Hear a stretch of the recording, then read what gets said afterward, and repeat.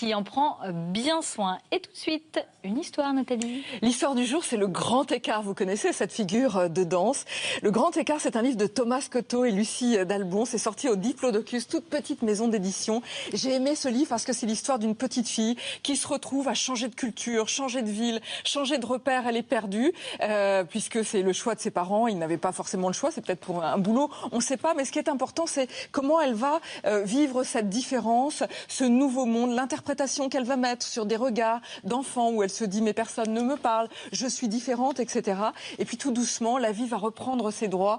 Elle va être dans ce pays, probablement le Japon, et elle va retrouver d'abord les arbres, d'abord la nature. Et dans ce jardin, elle va retrouver un garçon qui fait un grand écart, qui a l'air très joyeux, qui arrive et elle est motivée par ce garçon. Et d'un seul coup, elle retrouve l'appétence en la vie grâce à ce jeune homme qu'elle va retrouver à nouveau dans le jardin. Et là, ce ne sera pas facile pour lui, il n'arrive pas à le faire le grand écart. Et c'est à deux qui vont réussir à vivre. Donc c'est l'histoire d'une amitié, c'est l'histoire d'un retour à la vie. Une très belle histoire pour tous les enfants qui bougent, qui sont accueillis, qui sont brinque-ballés, ruptures, etc. Vous pouvez l'adapter à plein de situations. Merci Nathalie. On se retrouve demain, on va parler des enfants sur